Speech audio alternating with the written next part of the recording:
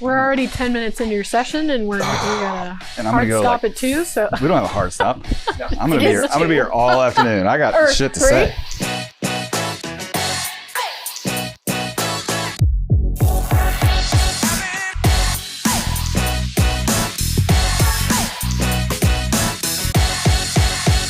Hi, I'm Kristen with INSBANK. And I'm Corey with INSBANK. Welcome to Brainstorm. Today we're with... I'm Darden Copeland with the Calvert Street Group. Corey. Yeah? I know you have an icebreaker. I do have an icebreaker. Can I roll with that instead? All right. Darden, Let's roll with it. the last time I saw you, we were in like a garage on Rosa Parks Boulevard drinking like pretty fancy wine on a Monday night. On a Monday night. But details are kind of fuzzy because I was drinking a lot of Herman Story wine. Herman Story. Yeah. So my wife and I are friends with this winemaker in California, and we subscribe to his wine club. And so he ships out, I don't know, we get 6 bottles in the fall, 6 bottles in the spring. And he sends out these really funny, he's just quite the character. He sends out these really funny emails, and I always read them because he's just quirky. And he said, hey, I'm going on a bus tour across the country. Me, my staff, we're going to load up the bus with wine, and we'll come to a city near you. Email me if you're interested in hosting. And I emailed and I said, hey, Russell, if you're coming to Nashville, let us know. And he calls 2 days later and says, hey, we're picking up the bus in Atlanta. We want the first stop to be Nashville. I said, great, we'd love to have you. He said, yeah, can you do it in your backyard or this or that? And I said, well, we've got this warehouse downtown that, it's 7,000 square feet. Let's just do it there. We'll bring in some catering. We'll invite some friends. And I think he was excited to have a couple hundred people there. So we just opened up the warehouse, and he later told me that the night that he wanted to do it was Monday, which was kind of tough to do a big wine dinner. But they came in on Sunday night. I went down and met them, and then we got set up on Monday, and I don't know, we had a couple hundred people there, and I think everybody had a good time. Oh my gosh. We had a great time. He signed up a lot of new members for his wine club. And of all the cities he went to, I think from here it was St. Louis, and then, he went all across the country, but he said the best event was Nashville. So thank you for coming. Woo, because he had a blast, his team had a us. blast, and I got free wine for the next 2 years because of that. Oh my gosh. Nice. Yeah, so when's he coming back so that we can recreate this? I don't know if he's going to come back. He got thrown out of Roberts and on Sunday night, so I'm not sure he's allowed back in Roberts. But that's a tough place to get kicked out of. Yeah. That's like, you have to try. Oh, he tried. He tried. He tried really hard. He tried. I walked him back up to the bus and put him to bed, and then Monday did it all over again. On the bus. Gosh. Did he have so we actually finance a lot of those motor coaches, like a lot of Nashville. And so question, did he have a star coach with where the back of it was a bedroom, or did he have like a 12 bunker where you put him to bed on the third row? He had the big, there were bunks, but there was also the suite thing. So it was a primo tour bus. So I haven't seen too many tour buses, but it was incredibly They're nice. insane. Yeah. Wow. They're so, most of these Tiny buses are, these buses cost more than average house. And the build out on them is several $100,000, and they're some of them can with the pop outs. Yeah. Once they're parked, it's pretty roomy. Yeah. It was impressive. Slide out. That's a better. Thank you. Yeah. Recently become an RV owner, so I know all the lingo. That's the pandemic thing to do, right? You're an RV enthusiast. Yeah, RV enthusiast. Okay. Yeah. He just did it for 2 weeks or whatever, but it was a very nice That's fun. custom motor coach. So we had a great wine tasting. If you're ever in Paso Robles, that's the guy to go see. I'll give you some information. Cool. Yeah. Yeah. I just remember we had, my husband and I had a cat at the time who was getting a tumor removed the next day. And so we literally I was definitively drinking my sorrows. And then we went out, a group of us went out after and ended up closing down the Hermitage. And I remember thinking, how does Chad and Jim do this? This is impressive. On a Monday night. On a Monday night. Monday. The next day I was like, I feel kind of rough. And they were like, we're fine. Okay. Bounced right It's back. impressive. Yeah. Yeah. It's a fun event. Cool. Yeah, it was really fun. Yeah. Okay, because it was barbecue, right? The catering? Yeah, I think we catered in maybe Martin's, or it might have been Edley's. Yeah. I think it was Edley's, actually. I wanted to say Edley's, but I didn't want to say it incorrectly in case it wasn't Edley's. So. It was great, whatever it was. It was, but the wine was the star of the show. Yeah. Of course. It was. Well, cool. Yeah. Well, let's hear about you. Tell us about yourself. Where you're from, how you got started. Sure. So, grew up in Virginia, born in North Carolina, but grew up in Virginia, and just did political campaigns coming out of school. I went to school at the University of Richmond, and, I had a lot of friends that went into, medical sales or pharmaceutical sales or management consulting. A number went to Wall Street, and it just didn't really appeal to me. I'd done some political campaigns in high school and then in college, and loved political campaigns. I wasn't sure you can make a career out of it, because every November, whether you win or lose, you're sort of out of a job, right? You go home for Thanksgiving, and your mom's like, well, what are you doing now? Well, I'm looking for a job. You go home for Christmas, and it's like, well, still looking for a job. But I got pretty good at campaigns and enjoyed it. So when I got out of school, I went straight into the campaign life. And as you get better at it, it's not just every 4 years or every 2 years or even every year. There are political campaigns year round somewhere. And so if you're good at it, you can sort of parlay that into, a little bit of a career. And I did that for a long time, working for individual candidates. And there comes a point, though, where you just sort of burn out working for this guy or gal running for whatever the office is. And certainly in partisan politics, if you're a Democrat, here's your playbook. If you're a Republican, here's your playbook. And then just attack each other. And I sort of thought there's got to be more to it than just that. And personally, I have pretty strong beliefs and side with one political party. But I thought, man, there's probably some room in the middle somewhere. And it doesn't make sense to just continually try and beat up on, the other side just for sport. So I wanted to figure out, what could I do with that skill set? And I recognized that in the world of, land use and real estate and development, there are a lot of great, projects, real estate projects, private public partnerships, whatever it may be, that sort of need a campaign manager to get the project through the approval process. And so there's the skill set that you learn in political campaigns on, education and persuasion and testing your messages and figuring out what resonates with people, that it's transferable to a real estate project. And, even down to election night on a political campaign is, the Tuesday in November where you've got to get your people to go and vote. Well, same thing with the planning board. You've got to get people to show up and say, wait a minute, this is a good project. We're for this project. Let me explain why. Right. And so even in political terms or campaign terms, you call it GOTV, get out the vote. Same thing for, a wind farm that's trying to get permitted in rural Nebraska, or a solar farm in Colorado, or a hotel project in, downtown Des Moines or whatever it is. So all of those things are, quickly becoming political, and they're quickly, if you don't run a campaign around it, then, you might lose. There are $500 million projects that go to die on a Tuesday night city council race. There are 5 members of the board. It could be 3-2 in your favor. It could be 2-3 against you. How do you get the 3-2? And so stepping away from campaigns, I did campaigns. I did the Gore campaign in 2000 and a number of campaigns up to 2004. I did the Lieberman campaign, then the John Kerry campaign. And, we didn't take the White House in either of those 2 cases. And I was just sort of burned out. And so I thought, I need something else that still satisfies the thrill and the adrenaline of an election day and winning a vote and kind of the crisis of the day or of the hour.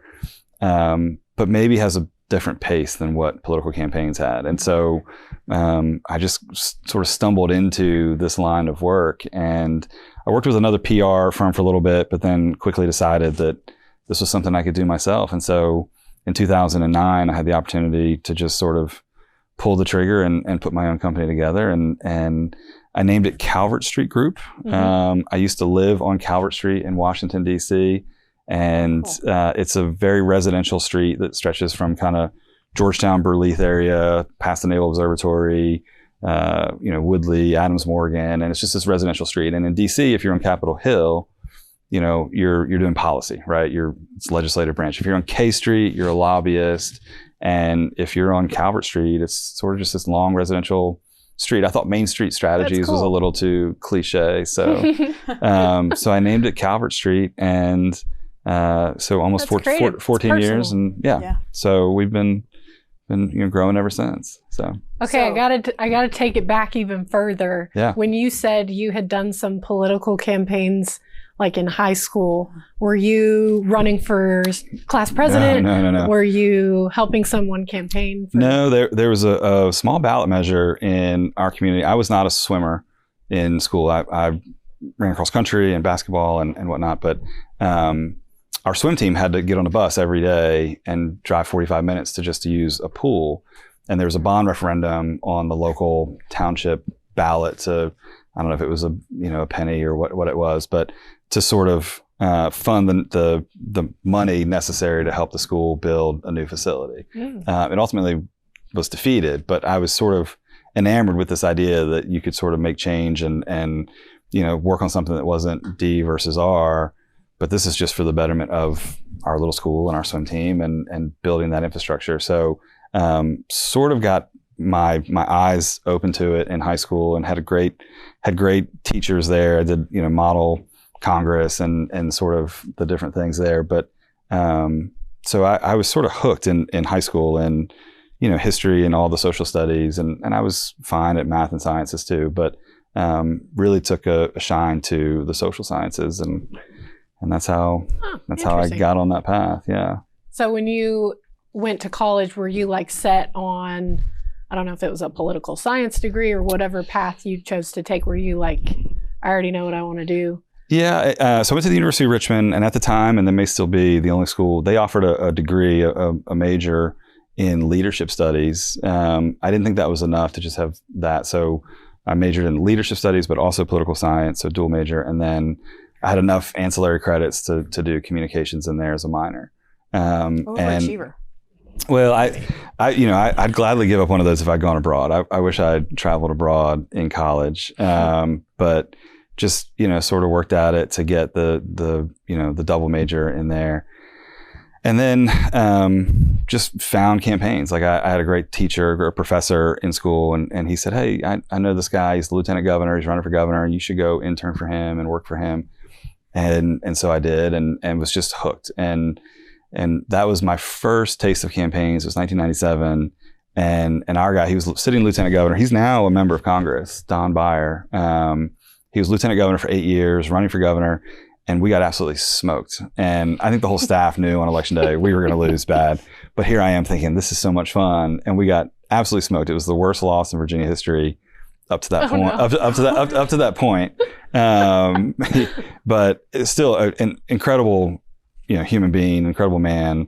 He and his wife are great. He's now in Congress and still serving the people. And I'm sure you learned from that too. Like after such a devastating loss, how maybe to...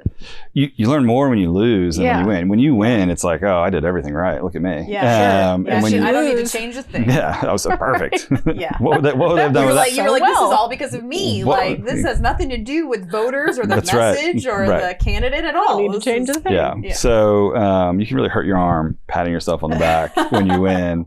But when you lose, you psychoanalyze everything and you get better that way. And I've been fortunate to have lost some and won some. So I've learned plenty. So you mentioned that you have kind of a pretty set of beliefs. Have you ever had to do a campaign for maybe a candidate that is on the opposite side of the aisle?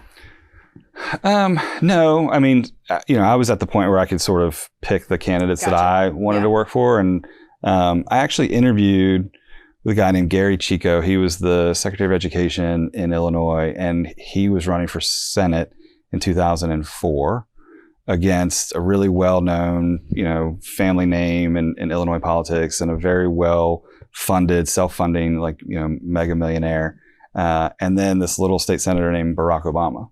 And sorry, who? Yeah, but so I interviewed with the guy, and I didn't like him, and I said I don't want to go work, and I thought this guy needed to be more worried about the guy with the name recognition and the family history, and the guy that had all the money in the world, not so much, the state senator named Barack Hussein Obama. And I'm glad I didn't work for the guy, but so I got to pick who I wanted to work for, and I've never really had to compromise my values in who I work for, and that's true even today with our kind of corporate clients. I mean, we work for a lot of solar developers and wind farm developers, and we've never done any, coal mining or private prisons, or there's certain things that we probably would not ever really want to go work for. Yeah, so. We've got plenty to say grace over on what we do want to work for and what our staff want to work on. So we've never really had to compromise in that regard. So that's nice. Yeah. Do you feel like sometimes there's like too much of an ask from you? Like you have to pick and choose? Like there's too big of a pool of... No, sometimes. I mean, I think, we're definitely a little choosier, I guess, in where we spend our time, and we sort of look at, what are the markets we want to be in, who are the customers we want to go and work for, and we sort of proactively we'll talk with them. Certainly, when I first started, it was, I would have not taken anybody, but I certainly it was easier to. It's easier to turn down work now, I guess, than it was, 14 years ago. Well, when you're like hungry for experience and like learning opportunities and kind of networking, like you're like, it's harder to be discerning on like which jobs you pick up. But, yeah, true. So what part of Virginia were you from? Culpeper, Virginia. Oh, okay. I spent a stint in Lynchburg, Virginia. So yeah, I say stint because I hate it there. Lynchburg stuff. Lynchburg stuff. It's I just shouldn't say I hate it, but yeah, it's just not my speed. So Culpeper was a great place to grow up. My mom and dad were neighbors and king and queen of the prom, and they're still there today. And so I love going back to Culpeper. I've got a solar project in Culpeper, and we've had one in Culpeper. We've got another one in the next town over.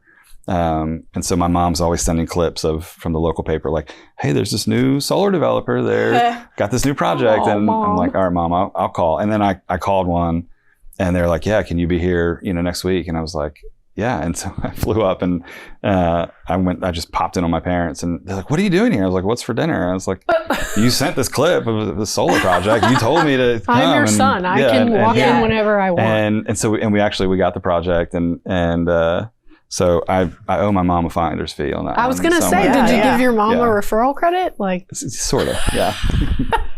So so great. I mean, it was a great place to grow up, and still have a lot of family spread throughout Virginia. Yeah. My husband has some family in the Culpeper area. Okay. And so we have not gone. Whenever we go to Virginia, we're going, like my mom and my sisters live in Lynchburg still, Lynchburg area, but yeah, I literally, I graduated college and I was like, get me back to Boston as fast as you can. Like, I didn't even stay long enough to go to my graduation. I literally turned in my last assignment and was like, and I'm out. See ya. Wow. I hate it here. Yeah.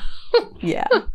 But yeah, I haven't spent a ton of time in Culpeper, but it's not too far. Okay, so this was off camera, but we were having a conversation and you had alluded to not liking the word entrepreneur. Yeah. So I really want to ask you about that. I mean, I don't love the word just because, and people will say, oh, Darden, you're an entrepreneur. And I'm like, no, I'm not. I needed a job. And so I was tired of people asking me, when's your next job? Yeah. So I built a business around it. Nobody else would hire me. So I had to hire myself. I think there are certainly people that are entrepreneurial, and I respect those people. What I don't like about the word, and it's not so much the word, it's the people that introduce themselves as an entrepreneur. Hey, my name is Joe. I'm an entrepreneur. That's like sleazy car salesman feeling. Yeah, just tell me about that, Joe. And I think there are people that, I think the connotation for me on entrepreneur is somebody's trying to build something so that they can then go sell it, and then go do the next thing. And there's some people that are entrepreneurial and they want to change the world for good and, build a cure for cancer or whatever it is. And there's some people that are building a company to make as much money as they can and squeeze whatever they can out of it, sell it, and then go try and do the next thing. And that is the part that I don't like. And so I'm always kind of one eye up when somebody says I'm an entrepreneur. Mm-hmm. So there you should be like levels. Are you entrepreneur 1, 2, or 3? Are you in levels it? Or like you have to meet some sort of threshold before you can be called that. I don't know. I feel like if you have to say I am an entrepreneur, like if you have to declare it, then you probably aren't one. Right. Like if that's something that like people don't automatically recognize in you, then chances are you're lying. Yeah. Like that's kind of a weird. And again, it's for me, it's the idea of like I'm going to take something and build it up and maybe artificially inflate it as much as I can, and I'm going to sell it, and whatever happens to it after that is not my problem. I'm going to take my money and go do the next thing. And I get it. Maybe they're creating jobs and this or that, but that's never been really not what you're in it for. And there's style. no passion behind that, right? Like like Calvert Street feels more like a passion project than a like let's see if we can milk this for all it's worth. Yeah. It's more of a like this is something that you are interested in and passionate about, and so I think that probably comes through in your work as well. I absolutely love my day job, absolutely, and so I mean, an entrepreneur in the way I'm categorizing it. I think they would have sold Calvert Street a long time ago to go do the next thing. And I'm going to do this for the next, 25 years. As long as they let you. As long as they let me, yeah. So, yeah, the word is a little fuzzy for me. Interesting. So you and your wife are kind of a little power couple. She runs her own business as well. She's the power. I just make it a couple. She's a badass. Box that clip up for him and he can send it to her. Yeah, that's an anniversary gift right there. Is that coming up? Can I get credit for that? We'll talk to Natalie. She's incredible. She smartest woman I've ever met. I don't know what she's doing with me, but she's a supermodel on top of that. And she's a nurse, now a nurse practitioner. And she's always been in sort of the dermatology and aesthetic field. And she's helped other doctors run their skincare facilities or departments. And after 10 years of doing that, she said, you know what, I want to do this for myself. And she has a partner, but they started their own cosmetic dermatology boutique. I think I've got that in the right order. It's called Complexion, which I think is a great name. Yeah. And I'd love to take credit for it, but they came up with it themselves, and it's brilliant. And they are just growing like a weed. They started out with 4 treatment rooms. They just moved into a bigger space with 8 treatment rooms and a lot of providers, and they only take kind of the best of the best. And they're real boutique, and they still super hands-on. There are a lot of folks that sort of try and replicate it, and they build one and go try and build 10 more, and the quality suffers. But she's really built a great thing, and so yeah, she's the power in this couple for sure. So that's great. Yeah, and we just bought a new building, and INSBANK has been really supportive of it. But one of the side hustles, if you will, has been real estate. So the building where we put Calvert Street. So when we put Calvert Street together 14 years ago, we were subletting in Midtown, Nashville, kind of year to year lease. And it was sort of the recession. So I think the owner was just happy to have somebody in there. But as we came out of the recession, I could tell he was going to sell the building and do something else. And so we started looking for real estate, and we found a great piece of property downtown that's on the National Registry of Historic Places, and love being able to kind of renovate this old historic structure to its original grandeur. And we've put our office there on the second floor. And then on the first floor, when Natalie started Complexion, she said, where can I put my office? And I was like, you have the whole first floor of this building that we already own. You should just move in there. And so she did. And so it's sort of become a kind of a side hobby, if you will, is historic preservation. And there's a lot of kind of old Nashville that people are tearing down or they're redeveloping over top of. And we were fortunate to be able to save this old building. And since then, we've actually purchased a couple of other smaller buildings with the help of the bank to sort of adaptively reuse these structures and turn them into something else without having to tear it down and put up some shiny glass, box of whatever. And so that's become sort of the side hustle, if you will, which has been a lot of fun for both of us. Oh, wow. Yeah. Yeah. So You're going to start a walking tour company and tour no, everyone all the different The ghost historical tours sites. of Nashville. if this building could talk, we just did a tour with Historic Nashville. They came in 2 weekends ago, and they brought in the granddaughter. She's 92 years old. The granddaughter of the builder and the architect of the building. And she sort of remembered it growing up a little bit, and Wow.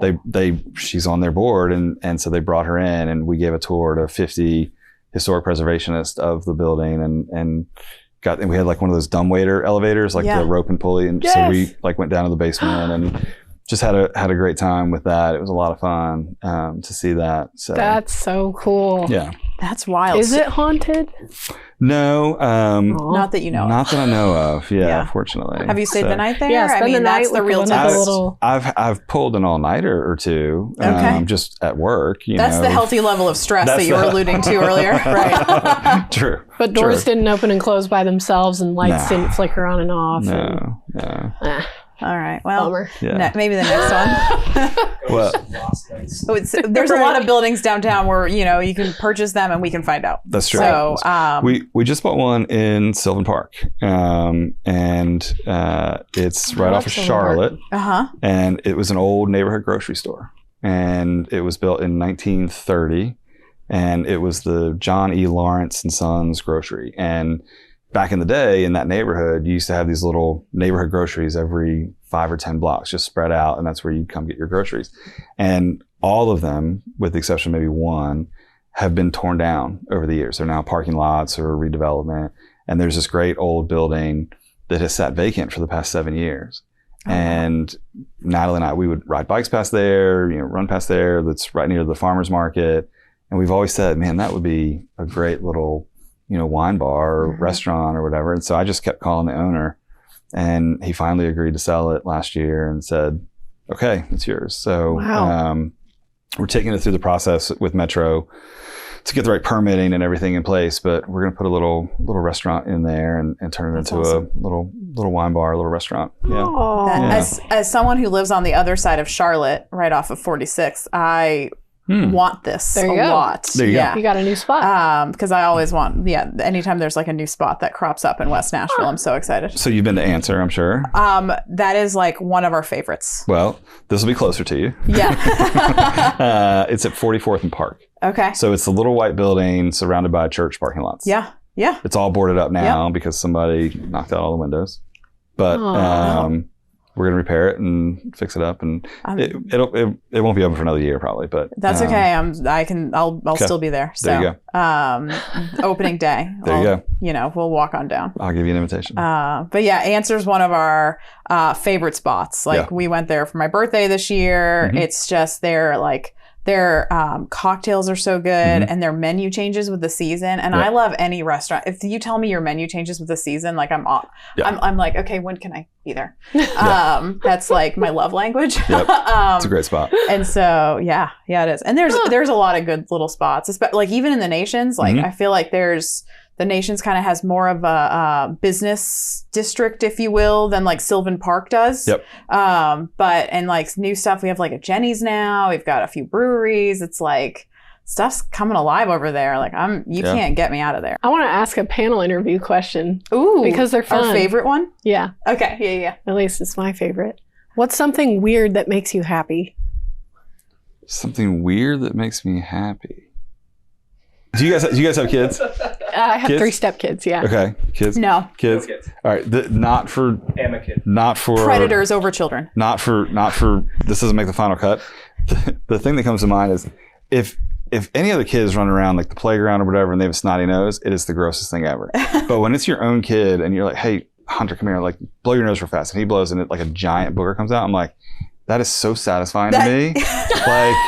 I'm like, God, can't you breathe easier now, kid? Like, isn't your life better? Like, Right. or like before they go to bed, I'm like, you got to blow your nose. Like, huh? And I make them blow their nose, and the things that come out of their nose, it's like just I don't want to touch it, Yeah. but just like it's so satisfying knowing that like it's not going to show up on their shirt later or somebody Right. else's clothes or at the park in front of They're rejuvenated. Their friends, whatever. Like, and you it's can just sense the relief that they must it's feel. It's so satisfying to me. Do not put that in the final cut though. But So do you like watching the Dr. Pimple Popper videos then? no, my wife does. She's in aesthetics. Like, so she definitely thrives on loves that. stuff. Yeah. And the other day I had an ingrown hair or something, and she's like, "What is that?" I was like, "It's an ingrown hair." She's like, "Can I get it?" And I'm like, and so I let her pick it, whatever, and she's so satisfied by it. I do like gross. Same. Like if my husband has like, and I'm like mad if he popped it instead of letting me do it. I'm like, you've obviously played with that instead of waiting for me to get home. Yeah. How dare you? How rude. Like, you know that I enjoy this more than you do. Like, let me go get the Q-tips. Because at least Natalie would probably tell us all. Like, make sure you use Q-tips, not your fingernails, that sort of thing. Yeah. Like, oh yeah, no. And also I don't want to touch it. I don't know. There's something like satisfying about the act of like, I don't know. It's just weird. But I wouldn't watch the videos though. Like that's too much. Like some of those TikTok videos are too much. Are a lot, especially when it's like something that's clearly infected. You're like, I'm done. Yeah, I'm never eating again. That's my wife though. She loves it. How did you and Natalie meet? We met on Craigslist. Stop. Tell me more right now. Is it the people, like the one that's like just people who were telling how they saw or like other people? Misconnections? No. Okay. I was selling a table. I had lived in these tiny apartments in DC and then in San Francisco. And I always had just like, there was no dining room. It was just like this little eat-in kitchen thing. And I had this table with nice leather back chairs or whatever. It was like a high top bar style table. And when I moved to Nashville, I bought a place in East Nashville, and all of a sudden I had a dining room, and this square table wasn't going to work in this dining room. So I wrap it up in furniture blankets, put it in the garage, and I, get a proper dining room table. And after a few months, I was like, I'm not going to do anything with this. Like, I need to just sell it on Craigslist. And so I listed on Craigslist, and the first email I got back was from like a Nigerian princess. And she, like, if I wired her $500, she's going to start with $1,000, or I don't know what it was, but it wasn't real, right? And a few like fake emails like that. And then I got one from NRE721@gmail that said, "Hey, I'm moving into a new place, and your table is great, but I'm not going to give you full price." I was like, "You sound normal. Just come over and get it." Like whatever. Normal. And I had said in the ad I would deliver the table. I've got a truck, and so I said I'll deliver the table. And I get another email. It's like, "Great, I'm out of town, but my mother is in town, and so she's going to come by and leave you a check." I was like, "I don't care. Like, just come by and leave a check." Mm-hmm. And then the day of, it was like a Sunday, I'd gone out for a run with my dog and come back in, and I get a message that says, "Hey, I'm on my way," or whatever. My daughter's back from the beach, and so I'm like, "I don't care. Just show up and take the table, leave a check," or whatever. And I look out the window, 5 minutes later, and there's this 6-foot blonde walking up my front step, and I think I'm like about to get pranked, and she's with her mother who was in town, and Natalie's sister lives here also, so I think she was visiting or whatever. So the two of them come in, and I'm just like, starstruck. I'm like trying to keep it together, and I'm in East Nashville, and I'm in running shorts that are probably a little too short, and a t-shirt that's probably a little too tight. I'm wearing my San Francisco Giants baseball hat, and I just bought this house from a guy in East Nashville. He was moving away, and the kitchen was still teal, and the living room was pink, and there 50 pansies planted out front. And I'm wearing my San Francisco ball cap and these short shorts, and I'm like, "Oh, she's gonna think I'm gay." Not that there's anything wrong with it, and but it's not gonna work give you a chance. I'm not even gonna get the opportunity here, and so I had to reel it in pretty quick, and then her mom's there. Like, I can't, you can't make hit on her. when her mom's there. And like a month earlier, there was like the Craigslist killer thing, which was tragic, but it was like fresh in the news, and so. You're like, I can't be that guy. I don't want to be like I can't the be creepy too forward. guy. Right. Yeah. So fortunately, I had said I was going to deliver the table. And so they look at the table and say, "Hey, this is great. Exactly what we thought. Like, here's the check." And she said, "My move-in day is next weekend on Saturday. Can you deliver it on Saturday?" I said, "Absolutely. Like, another bite of the apple." Like, "Oh yeah, definitely." And so I load the truck, or I load the table and chairs up. And put on a suit. No, Right? I actually I had to go to work. I had to go to Louisville, Kentucky. It was a Saturday morning, and I was going to deliver the table and then go get a rental car and go up to Louisville. And so I called and I said, "Hey, I've got it all loaded up. I'm headed straight over." She's like, "Okay, yeah, give me an hour." I was like, "Oh," so I just sat there for an hour. So annoying. And but I finally get over there, and I still remember everything she was wearing, like these perfect little scoop neck shirt. She'd clearly just like gotten out of the shower, and she smelled great and looked great. And I was like, "Is there anybody here to help us unload these chairs or tables?" She's like, "No, just me." I was like, "No roommate, no boyfriend?" She's like, "Nope, just me." I was like, Real yes. smooth. So so we ended up going out after that. We went to PM, if you remember PM on Belmont. There was a little sushi place, and coming from like coastal communities, I was like, "Where do you go for good sushi?" And she sort of knew a little more Nashville than I did. And she said, "Oh, there's a great sushi place over here." And next thing you know, we got a 4-year-old and a 7-year-old. Oh, That's So, fantastic. Yeah. And so obviously, we get married, and I was like, "Well, what are we gonna do with this table? Like, we need to sell the table." She's like, "We can't sell that table." No, it's your whole Yeah. legacy. She's like, "We cannot. You don't know who you're gonna be on Craigslist." I was like, "All right, you have I guess to you're like right." enshrine now. You enshrine it now. This is like. I think she's keeping it for her second marriage. I think that she's gonna sell it Oh my goodness. after she gets rid of me. Then that'll be the next. How long have you been married? 12 years. 12 years. So is she from Nashville? 11 and a half years, going on 12.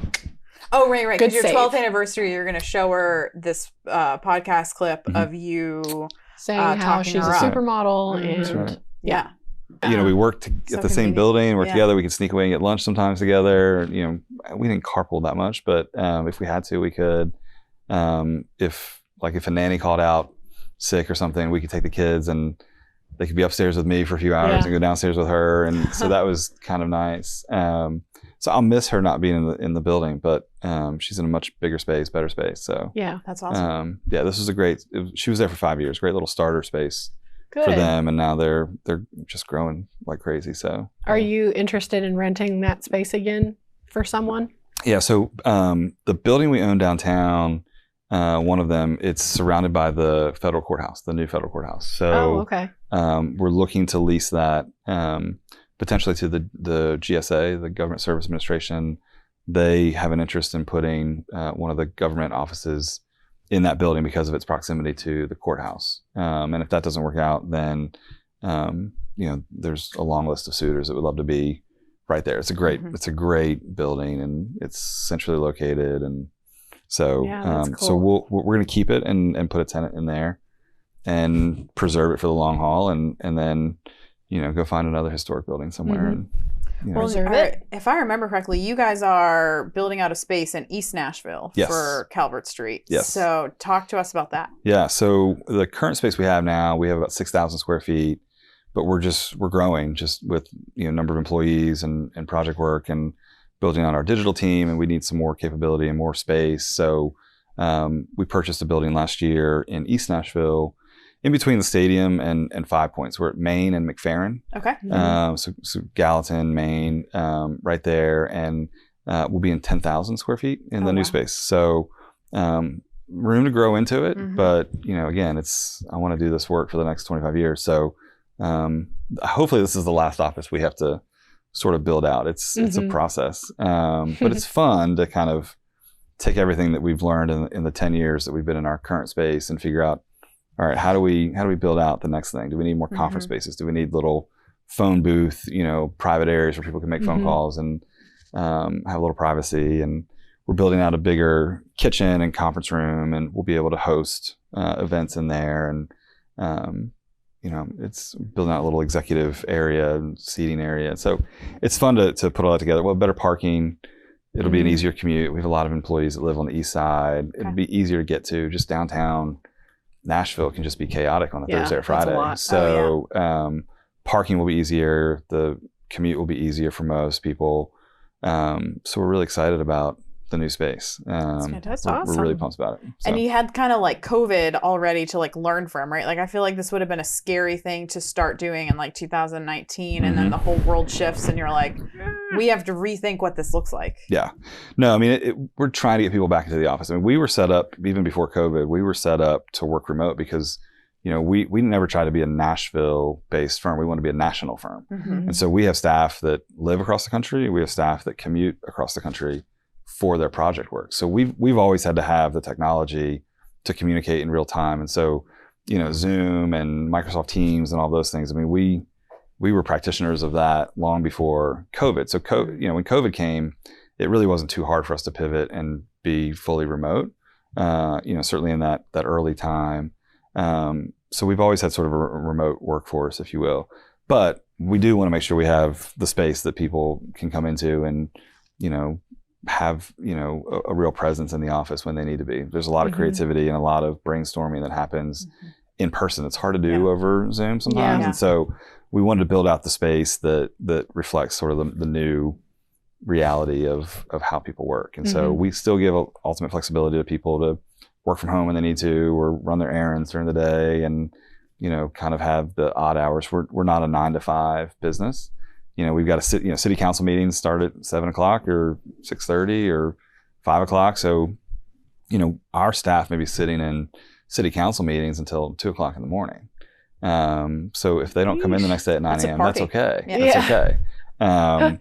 But we wanted to have a space that was welcoming and it worked for them, whatever amount of time. If they want to come in 9 to 5, or if they want to come in the afternoon, or if they want to come in the morning and then work from home or travel out. Nice. So the new space is going to be phenomenal. Like a lot of natural light, an outdoor decking area, a better kitchen, better conference room, more conference rooms, more kind of shared collaborative spaces. So it's a lot of fun to kind of learn from what we did last time and make an improvement. So We're done. That's a wrap. Cool. cool. I hope that was all right. That was fun. That was awesome. That is okay. Great. I've seen better. Well, thanks, guys. Thanks for having me.